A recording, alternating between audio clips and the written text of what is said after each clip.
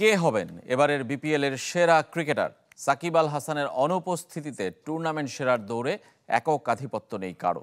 সুযোগ একাধিক ক্রিকেটারের, যেখানে দুই ফাইনালিস্ট বরিশাল চিটাগংয়ের ক্রিকেটার ছাড়াও নিয়মিত পারফর্ম করা খুলনা রাজশাহীর মেহেদী, নাঈম, তাসকিনরাও পিছিয়ে নেই।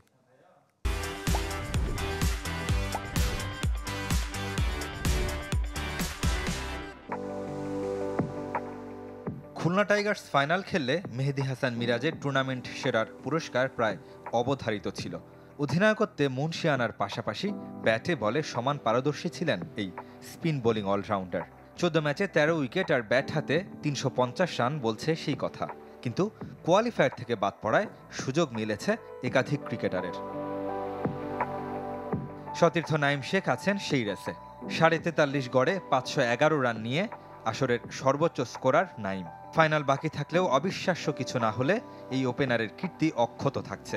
1 সেঞ্চুরির সাথে 3 হাফ সেঞ্চুরিও আছে এনসিএল টি20 সর্বোচ্চ রান সংগ্রাহকের। খুলনা তো তবুও খেলেছে প্লে অফ, কিন্তু রাজশাহী বাদ পড়েছে লিগ পর্ব থেকেই। তবুও সে দলের এক বোলার কেড়ে নিয়েছেন স্পটলাইট। সাকিব আল হাসানের রেকর্ড ভেঙে এক আসরের সর্বোচ্চ 25 উইকেট শিকারী তাসকিন আহমেদ। শুধু তাই নয়, বিপিএল ইতিহাসের সেরা বোলিং করে টুর্নামেন্ট সেরার যোগ্য দাবিদার ঢাকা এক্সপ্রেস। মূলত দলগত পারফরমেন্সের দৃষ্টান্ত রেখে ফাইনালে উঠেছে fortune Barishal, Chittagong kings. Tournament সেরার রেসে কিছুটা পিছিয়ে এই দু দলের ক্রিকেটাররা। এর মাঝে ব্যতিক্রম তামিম ইকবাল। অধিনায়কত্বের সঙ্গে 359 রান দেশ সেরা ওপেনারকে আলোচনায় রাখছে। বরিশালকে টানা দ্বিতীয়বার চ্যাম্পিয়ন করতে পারলে তামিমের হাতে টুর্নামেন্ট সেরার পুরস্কার উঠতেও পারে।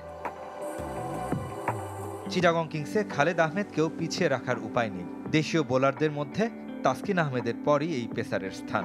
শ্রেষ্ঠত্বের মঞ্চে দারুণ কিছু করে দেখাতে পারলে হয়ে যেতে পারেন player of the tournament. Trophy ছাড়াও 10 লাখ টাকার প্রাইজ মানি পাচ্ছেন আসর সেরা ক্রিকেটার।